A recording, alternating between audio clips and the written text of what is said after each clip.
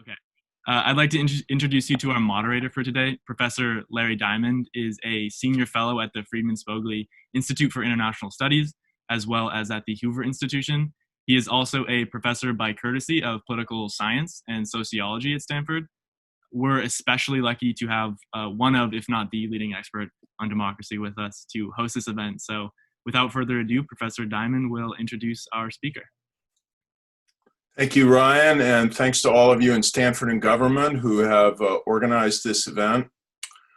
On June 1st, 1950, Senator Margaret Chase Smith rose to the Senate floor to deliver one of the most important speeches in the modern history of the U.S. Senate, which she called a Declaration of Conscience, denouncing the fear, ignorance, bigotry, and smear that had been unleashed by Senator Joe McCarthy. At the time, McCarthy was riding high in the saddle of Republican politics, and Smith risked her political career to become the first Republican senator to speak out against his demagoguery. 67 years later, and only 9 months into the Trump presidency, another Republican senator broke ranks with his party and sacrificed his political career to deliver a similar declaration of conscience. In one of the most eloquent and courageous Senate speeches since Margaret Smith's, Senator Jeff Flake indicted the entire pattern of President Trump's governance. Quote, the personal attacks, the threats against principle, freedom, and institution, the flagrant disregard for truth and decency. He warned of the damage to American democracy of this pattern of leadership and of the damage that America's withdrawal from global leadership was doing to freedom and prosperity around the world. And he declared in this memorable phrase, without fear of the consequences and without consideration of the rule of what is politically safe or palatable, we must stop pretending that the degradation of our politics and the conduct of some in our executive branch are normal. They are not normal.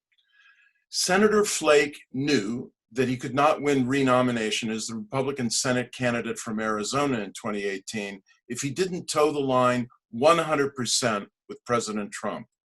At the time, he was in the prime of his career. He had served 6 terms in the House and was finishing his first Senate term.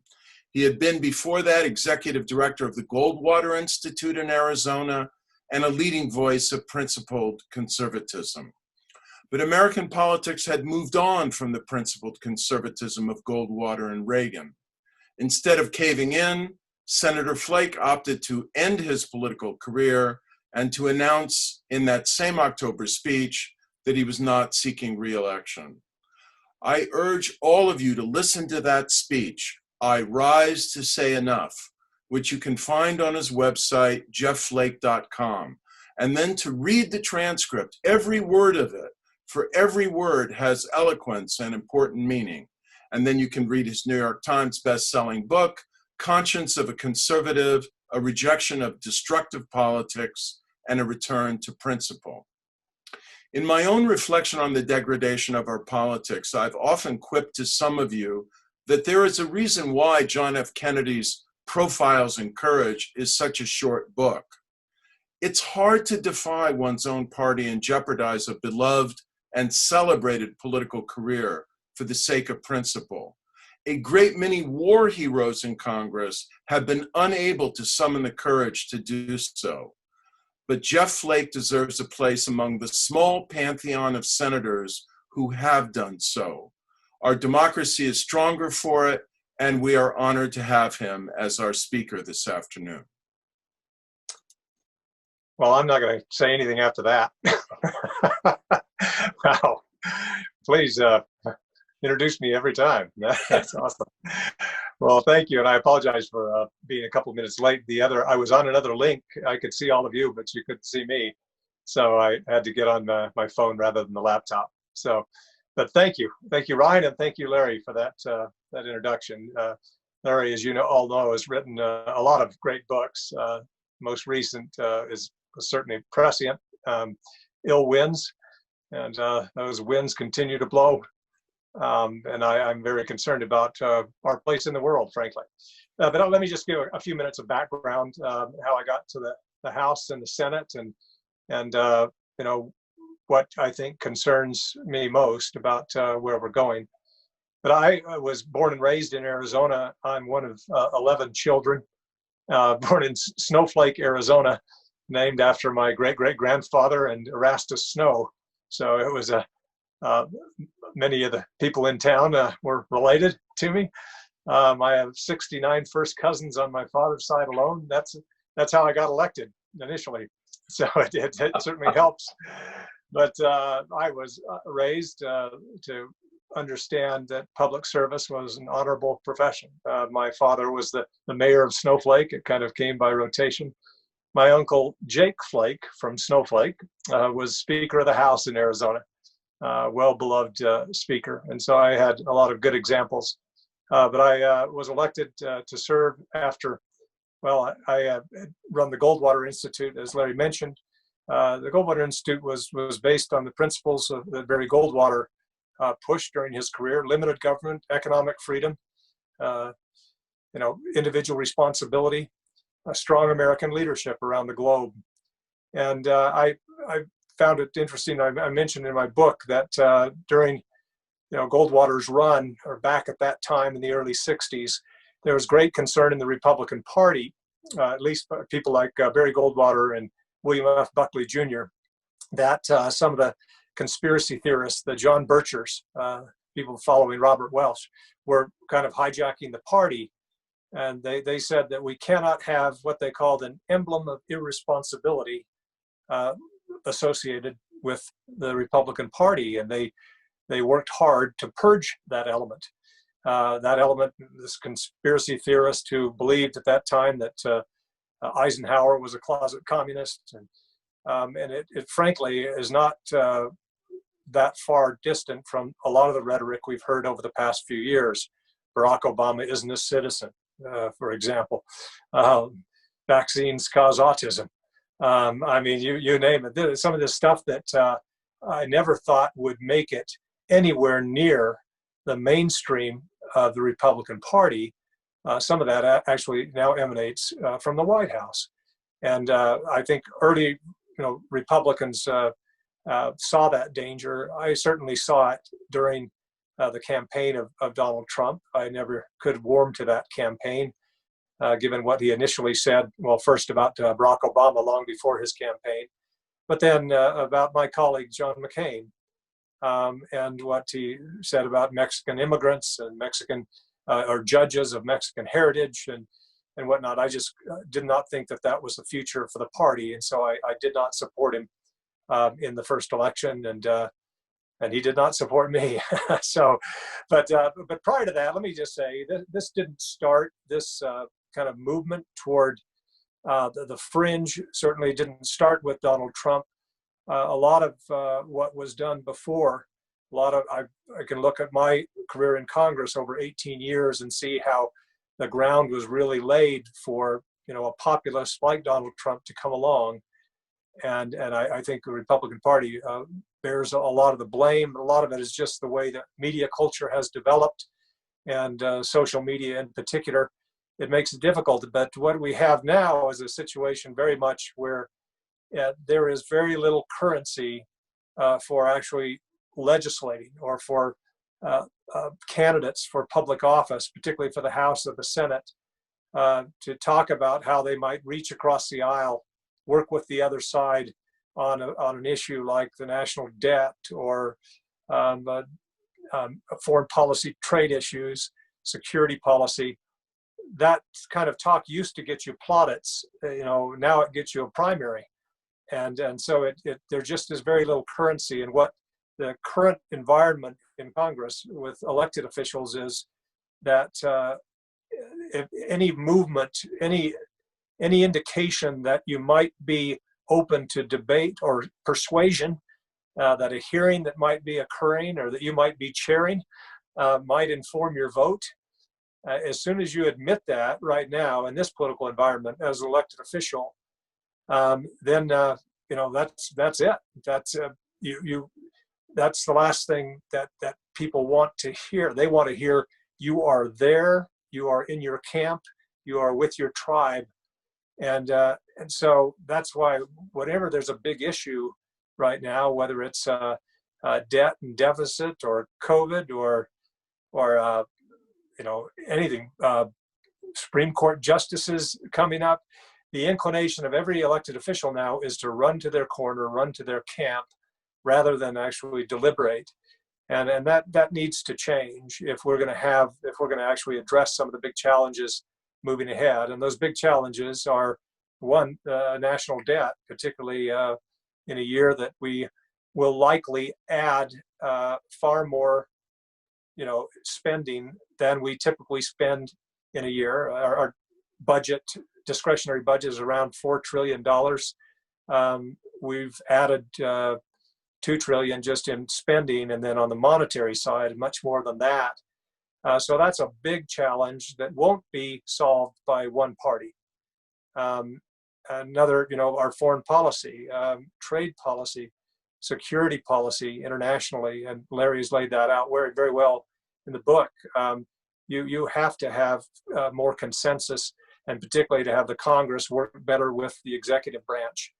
But as Larry mentioned, when it came to my time that I gave that speech, I had a choice to make. I could basically walk back everything I'd said, and said I can condone this kind of behavior or believe these principles, if you can call them that the president was espousing. But I wouldn't be much good, I think, in the Senate if I were to do that. I would have liked to have served another term, obviously, but not under those conditions. So I've done what I've done, and I don't regret that at all. But I am very concerned about where the Republican Party is. We need two strong political parties if we're going to address the challenges that come our way. And I think the Republican Party, we're just in a kind of a demographic cul-de-sac here. If we don't try to appeal to a broader electorate rather than simply dividing people. So that's my concern moving ahead, and I'll work with any group that is trying to remedy that. And I've enjoyed, obviously, speaking on college campuses over the last year, and doing some work with CBS. I have a series called Common Ground that I do there, and that's been enjoyable. But anyway, I'm grateful for the invitation tonight and look forward to the discussion.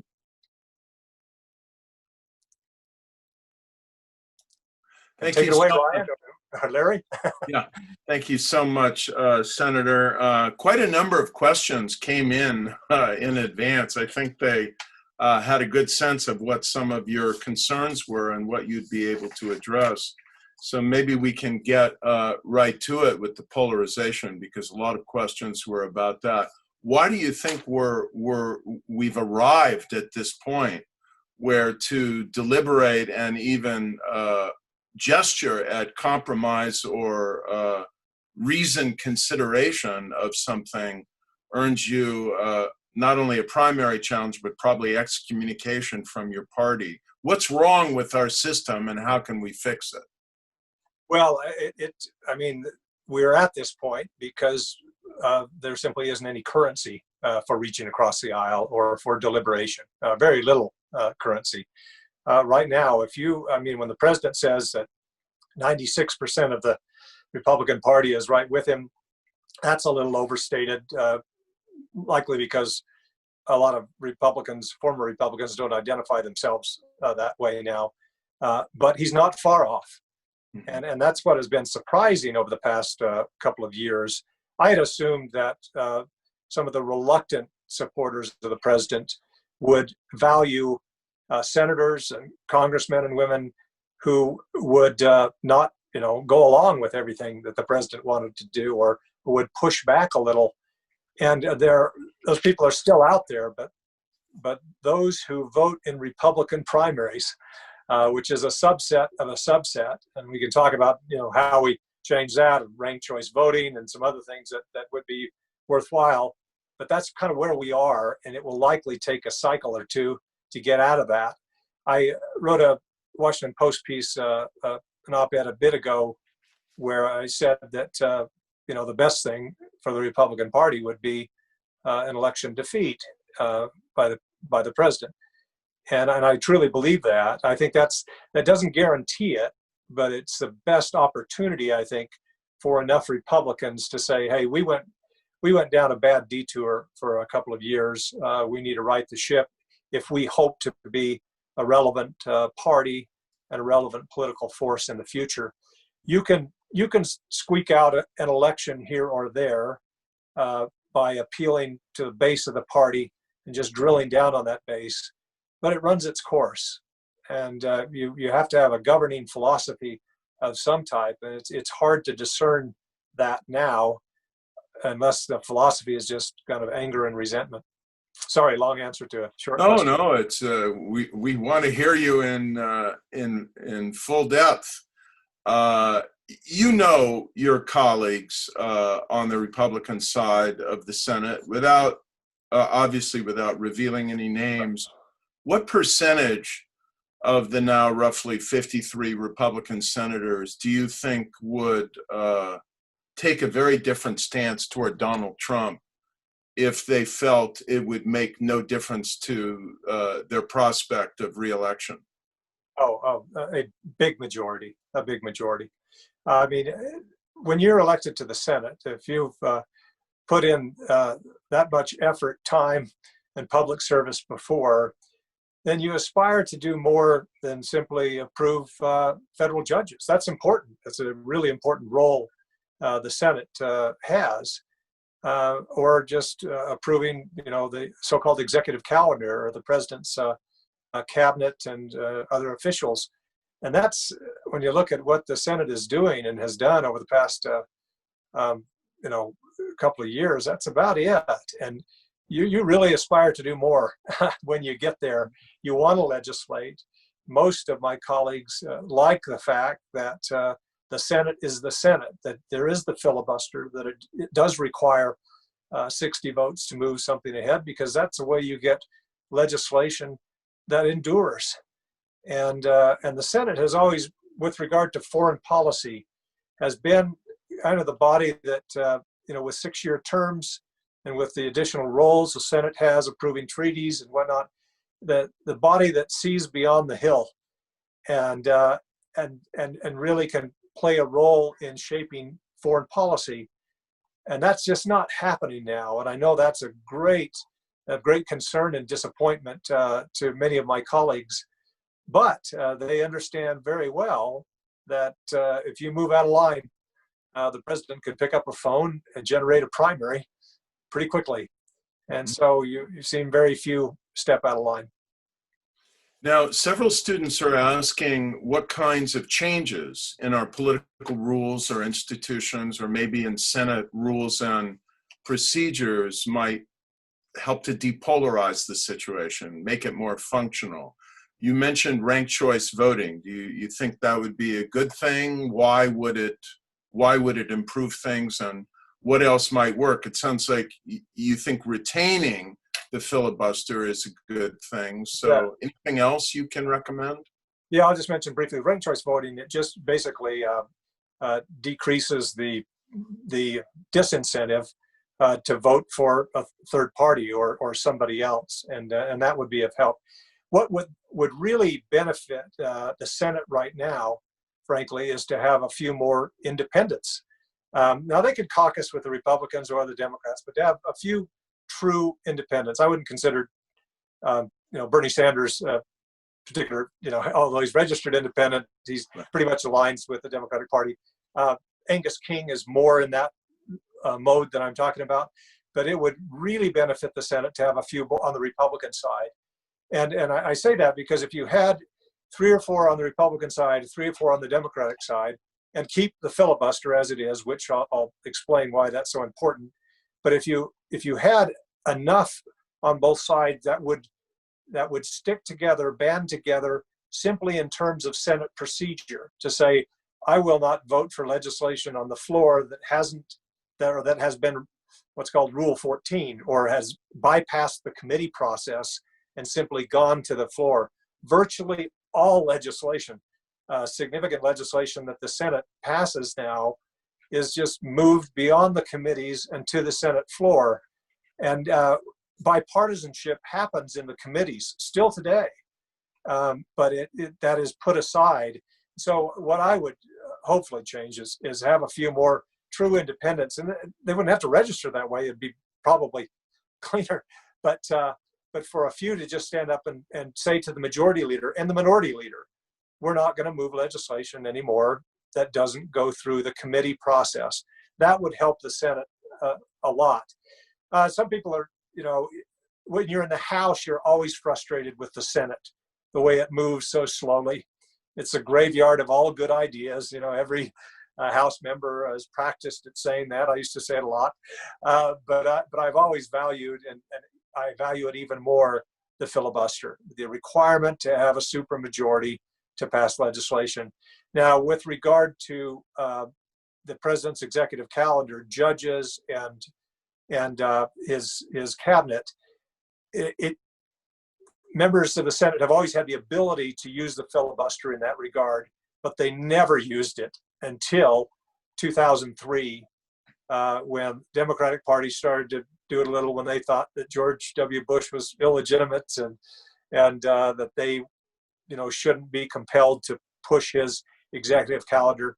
And then the parties kind of just have one-upped each other, where now you can't filibuster the executive calendar.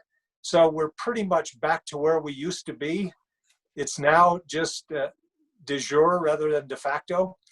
But on legislation, to get rid of the filibuster would make the Senate a far more partisan place, if you can believe that's possible, than it is today. And if you want legislation, like I said, that endures, that is well thought out, you want it to have a 60 vote margin and that majority. And you hope that no party has that majority for a while, because when they do, you typically get legislation that as soon as that party is out of the majority, the new party in the majority just seeks to reverse or get rid of or to repeal, and you end up just ping-ponging between elections. And that's not good for anybody. It just kind of feeds the situation we're in. If there had been ranked choice voting in place in Arizona, and people could have ranked their preferences 1, 2, 3, rather than having to vote tactically and think that if they vote for an independent, they would be wasting their vote, would you have run for re-election as an independent from Arizona? I think it would have been too soon. I don't know if I think people have to get conditioned and educated that they can do that. I think it will. I do believe that, particularly if the president is reelected, and I hope he's not, but if the president is reelected, I think one effect will be that you will have some states more states that would develop the tradition of electing statewide independents, people registered as independents. Because I think if the president wins re-election, and given where he's going in terms of just flouting all norms and institutions, you'll have a significant number of Republicans who simply think, that's not my party anymore, I can't go there. And on the Democratic side, if the president does win re-election, it's likely because the Democratic Party has gone so far left that it's left a lot of Democrats behind who would rather be more in the center. And so I can see the likelihood that if the president is reelected, you'll have a greater chance of some states electing independent senators, governors, other statewide elected officials. I think that's less likely now, because I think had Bernie Sanders been nominated, that process isn't completely done, but I think that would have made it more likely that the president would have been reelected, and then you would have had a bigger group in the middle of disenchanted Democrats and Republicans who want something different. Several students, including Mary, are wondering what they can do as individuals to overcome political polarization, build bridges, make our democracy more functional again.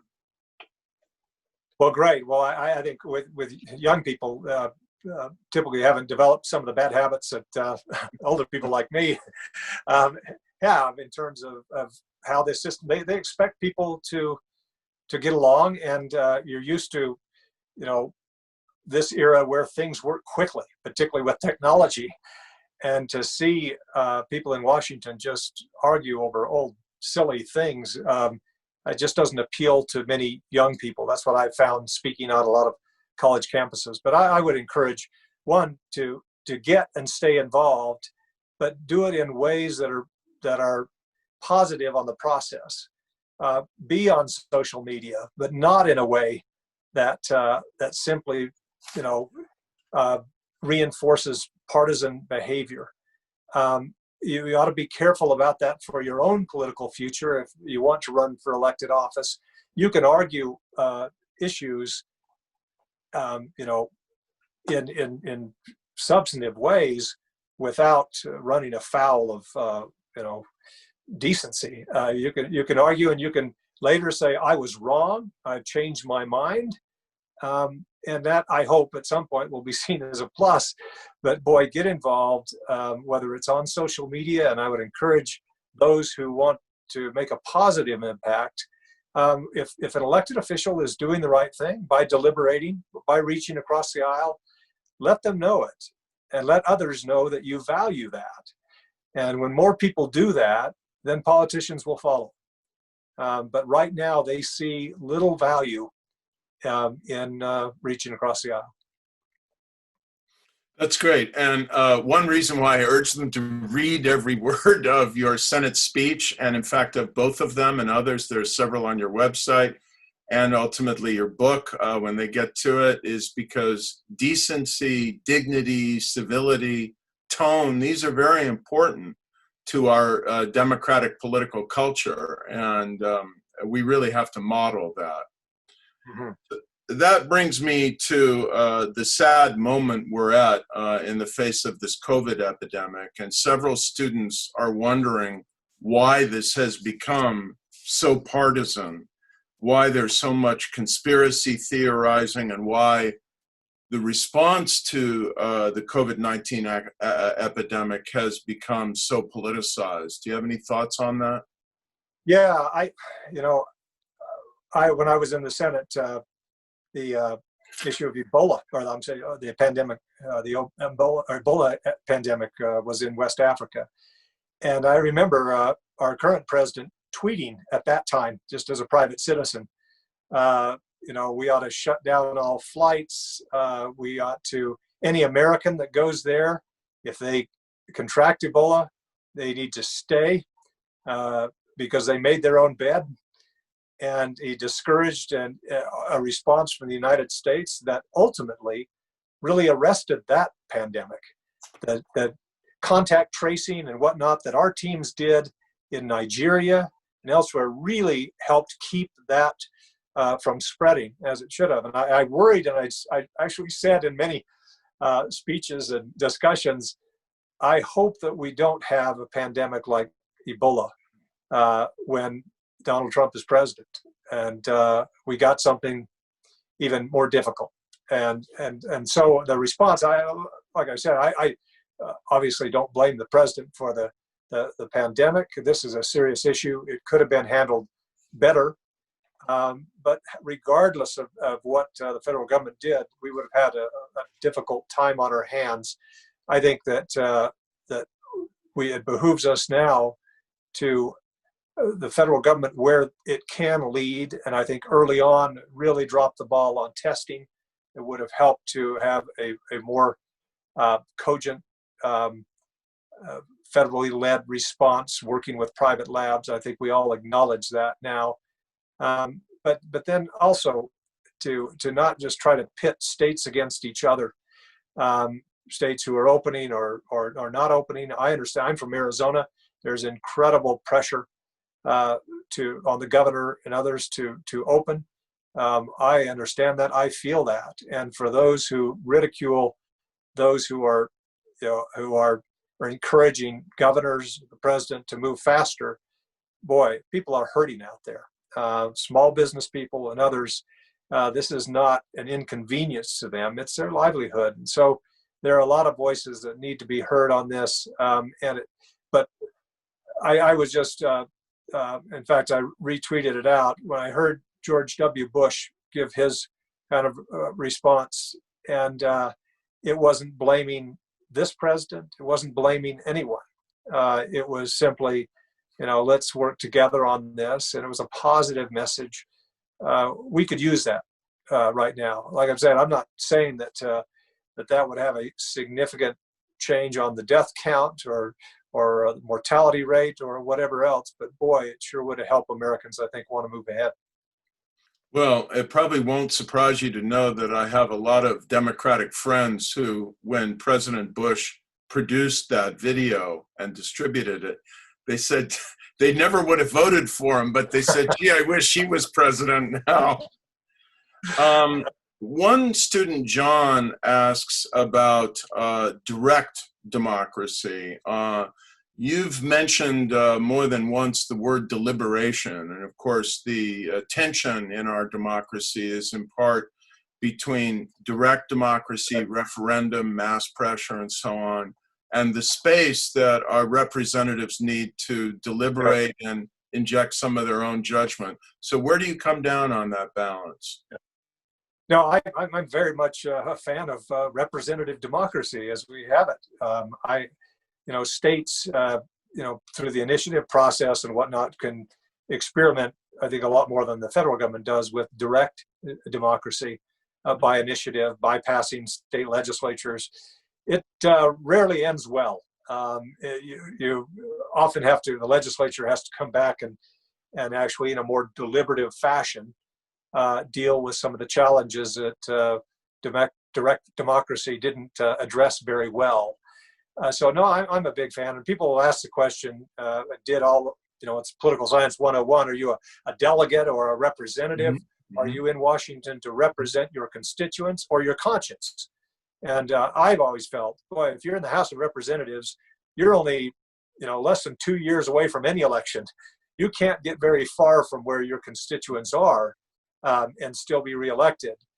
But I worry much more about representatives who put a finger in the wind. And I'll just give you one example. I did not support one of George W. Bush's initiatives, the prescription drug benefit. Mike Pence and I and others led kind of a revolt against that. But we were defeated in that. It passed, but this was an initiative, Medicare Part D, which basically added about $11 trillion in unfunded liabilities. I thought Republicans were just currying favor with older voters there. And if I looked at my district in Arizona at that time, I had Sun Lakes, I had Leisure World, I had retirement communities. If I had taken a poll, that would have had overwhelming support among my voters. And so, but I thought, I'm a representative in Washington. I can't get very far from where they are, but I know that this will add 75 trillion in unfunded liabilities over 75 years. I'm sorry, over 25 years or so. It was an astronomical figure. And that's why you have representative democracies, people who look at those outcomes and say, hey, this is a great program, but we can't afford it. Or the burden on the taxpayers or on civil liberties or whatever else is too great. And when deliberation works in Washington, when the parties will bash on each other, but in the end realize they need to cooperate, then you get that deliberation that you need. So I'm very much a fan of representative democracy. I still like the Electoral College, just because of that it's another reminder of our, of federalism, of how this was set up. Right now, the Electoral College benefits Republicans, in a race for president. But boy, as soon as Texas turns blue, and it's not far, believe me, and if Republicans continue with the policies that we're pushing right now, Texas will go blue pretty darn fast. Then it will be next to impossible for Republicans to cobble together any kind of electoral victory So it cuts the other way as well. I like our system. It does, I think, most times, and I think it will again, it can again, produce the results that will carry the country forward. I'm going to come to Ryan in a minute because I know some questions have been piling up from our online viewers. But since you mentioned the Electoral College, I want to ask you about probably the most extreme scenario for electoral controversy and distress that a few people have started talking about, and it actually could involve your state.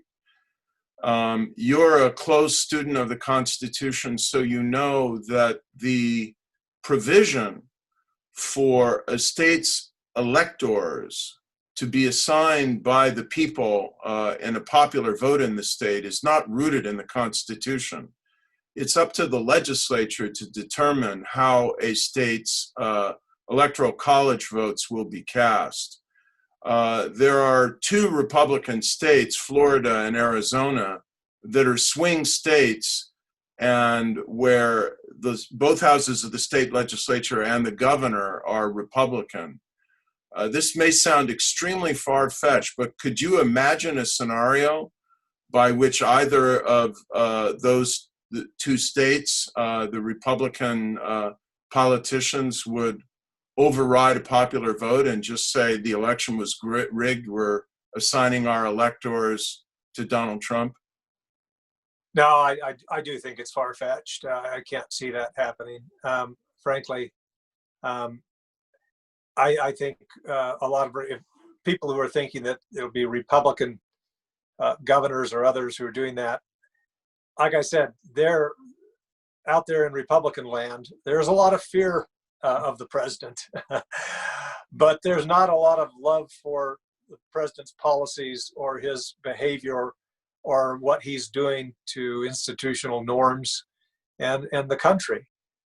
So I don't think anybody's going to take extraordinary, extra legal or questionable, moves to keep the president in office if the vote didn't go that way. I just don't see it. Good. Ryan, you have some questions from our listeners? Sure thing. So you mentioned you talked a lot about Trump being the kind of the crux of the problem in the Republican Party. But Lori wants to know if there are possibly other leaders or operatives within the Republican Party that could be the problem. She mentions, for example, Mitch McConnell, and she's wondering if if the Republican Party can, quote, right the ship with someone like Mitch McConnell, also in a position of power.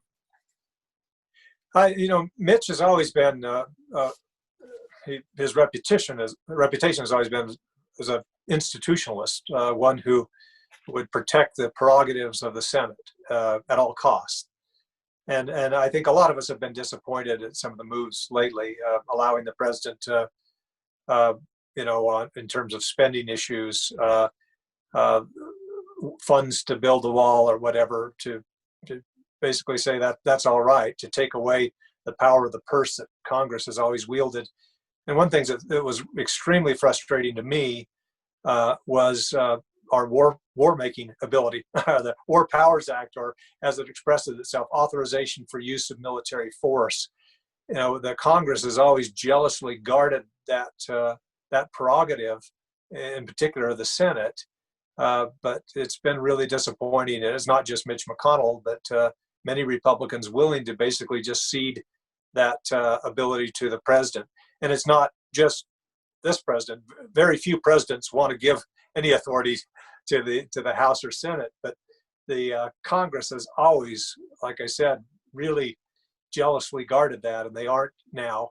I do think that there are people in the Senate. Well, you can say that they've sided with the president too often, and I think many have. But I do think they could be part of a rebuilding of the party and firming up of the institution. There are good people in Washington, in both parties, who are trying to do the right things. The incentives are horrible right now, and the pull, for reelection is very strong. And I think it's tough to look at a situation like many of my colleagues are, and say, I'm just going to give it up and leave this institution. I've fought hard to get here, so that's a difficult thing. But I think they'll come around at some point. I think what's going on will maybe exhaust them. I had hoped it would happen by now, but I just firmly hope that there's a change in November, which will prompt people to take a different direction. Excellent. And speaking of November, Joven asked a really good question. He says, I'll just read it. What are your thoughts on what should be done regarding voting access in the November election, especially coming from a state like Arizona that is traditionally dependent on so much vote by mail? And then as kind of an addendum to that, Chase asks, why has voting access become such a polarizing issue? Yeah, that's been really disappointing to me to see our party, always perceived as trying to suppress votes rather than get them out. I think we benefit by simply encouraging anything that encourages people and gets them out to vote. In Arizona, we do have a developing tradition. We're not where Oregon is or other states that are much further down that road. But in Arizona, boy, by the time the election rolls around, most people have already voted by mail now. It has changed the way elections races are run already. But for Republicans to come out now and say, we can't vote by mail, it just seems strange to me, because most states have long developed a tradition already of voting by mail. I hope that we're in a situation where people who want to traditionally go out and vote at the polls are able to do so. And I have no crystal ball there, but I think we'll be in a situation where more people can. But if it is the case, if we have a second wave or whatever that requires people to simply vote by mail, I think Republicans ought to celebrate that and say, at least people can still express their choice. Make sure that the controls are in place. But most states do a very good job at running their elections. Excellent. Anything else, Ryan? Yeah, so we'll take one last question from Rebecca before we hand it back to you, Professor Diamond. Rebecca wants to know which senators and representatives you view as representing the ideal future of the Republican Party. Oh, that's they're, like I said, they're good people in the Republican Party who are trying to do the right thing. Ben Sass is a very thoughtful Republican. He's pushed back on some of this. On the Democratic side, people like Tim Kaine and probably one of my best friends there, Chris Coons. These are thoughtful legislators. Obviously, Mitt Romney. I was one who was encouraging him to run. I was hoping that I would be there with him to push back in a way on some of this, but I think he's done a great job as a Republican at one, sticking to principle, and two, trying to mind the Republican brand, if you will, that will allow the party to actually grow and be more relevant in the future. But there are people. There is a nucleus there that can take the party into the future if there's good leadership. And you could paint a couple of scenarios of what happens in the election if Republicans lose the Senate. We're already out of the House. I don't think anybody seriously thinks the House will flip back. There's a real possibility that the Republicans could lose the Senate and say Democrats win the White House. That would put Republicans out of the majority in both chambers in the White House. That sometimes, particularly coming off of kind of this populist era that we're in, I worry about that. That there's no responsibility to govern if you're out of the majority, and you can act perhaps even more irresponsibly than you've done in the past. That does concern me about possible scenarios coming up. If, on the other hand, Republicans maintain the majority and you have somebody in the White House, if Joe Biden does win, he has a reputation of reaching across the aisle and trying to build consensus I would hope, if that's the scenario, that you have a number of Republicans who've been reluctant now, but it's their inclination to actually have the Senate act like the Senate has done in the past. So that's the hope. Great. As you know, Senator, we have a lot of technology students here at Stanford University. So they're wondering your views about technology and democracy. And they're curious about your experiences in the Senate hearing when Mark Zuckerberg testified and what you see as the role of digital technology in the future of American democracy. That's a great question. I remember that hearing well. It was, I think, the Judiciary Committee on which I sat and the Commerce Committee. One late night pundit commented afterwards that Mark Zuckerberg was addressing, about 25 senators. He said at least half of whom still have password as their password for their email account, which probably said too much about to where the Senate is. Tends to be a little older body. But that is a real issue that we have to address, and there are some people who really are trying to make sure that Congress plays the role it should. One, protecting privacy and civil liberties, but two, recognizing that once you strike that balance, technology usually changes enough where it makes it moot and you have to address it again. And the best legislators are those who recognize that and realize you never really solve some of these issues. You have to stay on it. One thing that Chris Coons and I did, I chaired the Privacy Subcommittee on Judiciary. He was a ranking minority member. And after the Zuckerberg hearing, you kind of had a difficult time trying to convince tech companies to come to Washington and appear before committees, because where it used to be that tech was kind of assumed as one big monolith in terms of their needs or what they wanted out of Washington, that very much changed in the last couple of years, where they all have their different issues and they all don't want to be lumped with Google or Facebook or some of the big ones. And so what Chris and I did was said, let's have a series of roundtables where we would invite all of our membership and their staff and invite people where they weren't subpoenaed to come, but it was a roundtable discussion on some of this technology that posed particular privacy issues. Electric cars coming up, we had a hearing on that. What are the privacy implications of that? What technology is collected by the car, by the user? How is that used? AI, how is that used in a job search? How do you protect equal opportunity and things like that? And we had really fruitful discussions that were really discussions rather than a confrontational environment.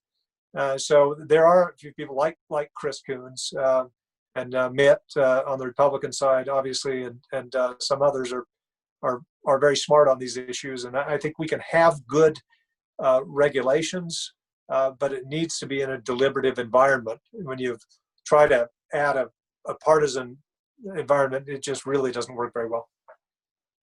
Excellent. Speaking of tech, go ahead.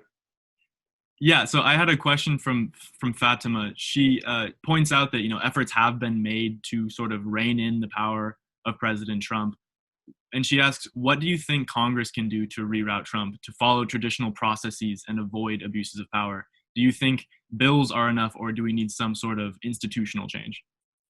Well, I think if you look, the media has certainly remained independent. Perhaps not as, it's polarized, and if you take out cable news and some of the fringes, the mainstream press has, I think, served their role and well at exposing things, but then that sometimes requires Congress to take actions that they haven't taken. Another institution that is held up well is the federal judiciary. They have, in many instances, pushed back on the administration. And for those who have been concerned about, so many Republicans appointing judges, I should point out I agree very much with Justice Roberts and others that these are not Republican judges or Democratic judges, they're judges and justices. And they have largely acted that way. You don't have many examples. So I think they've held up well. The Congress, Republicans in Congress, not so well. And frankly, I think Democrats in Congress, not so well either. You had many Democrats pushing to, impeach the president before he'd even taken office, for example. You've had many who just instinctively have pushed back. Now it's easier and there's better reason now, but it's difficult to have credibility if from the very beginning you were so partisan.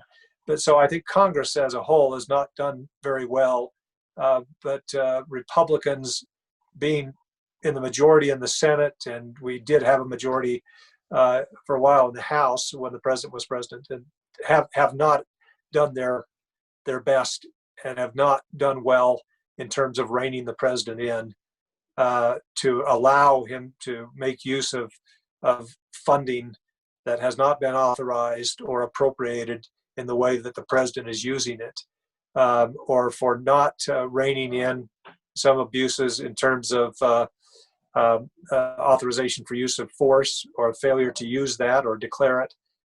So there are a number of areas where Republicans should have stood up more. So two final questions. First, you mentioned Senator Romney. He, of course, has rung the alarm bell recently about the growing tendency of President Trump to fire inspectors general who seem to be taking any kind of independent and inquisitive stance in terms of ensuring transparency, accountability, and fidelity to the rule of law within their departments. In the end, it seems he can just remove any agent of accountability that he wants. Are you troubled by this? Is there a legislative fix that could be pursued in this regard? Yeah, I am troubled by it. I actually retweeted Mitt's post on that and said that this is an issue. Yeah, I mean, every president has removed an inspector general or two. People point out Barack Obama removed one having to do with oversight on AmeriCorps and Peace Corps or something. And but it seemed with President Trump to be, just a deliberate, methodical effort to remove anybody who pushes back on the president's policies. And the Congress benefits significantly from inspectors general in the various agencies who regardless of how partisan the Congress is or other institutions, they've upheld their job.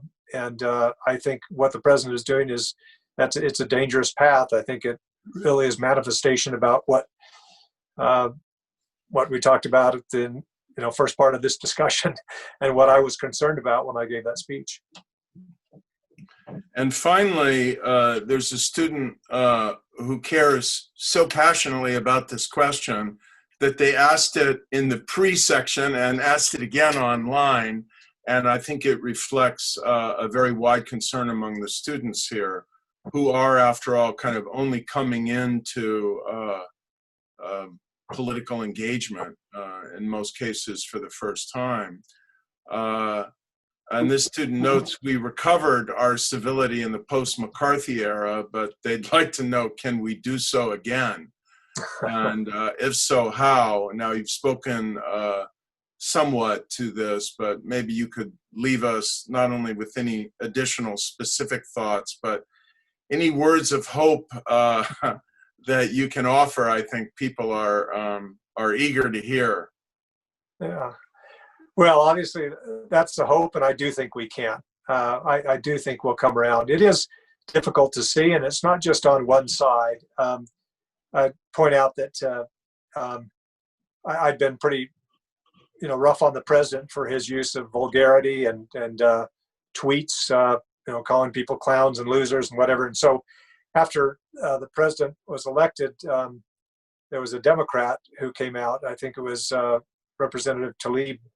And used very vulgar language in talking about how the president ought to be impeached. And I thought, well, since I've been rough on the president, I ought to say that this was out of line, and I did. I tweeted out language like this should have no place in politics. The fact that the president uses it should not give the rest of us the excuse to do so. Within 48 hours, there were, I think it was 30,000 comments on that tweet. Not retweets or likes, but I was ratioed. I mean, it was that many comments. And there were, obviously comments everywhere, but the vast majority were people saying, if the president speaks this way, then so must we. And that's the real danger in this era that we're in, is that people fight fire with fire and say, if they're going to do it, we're going to do the same. We're going to one up them.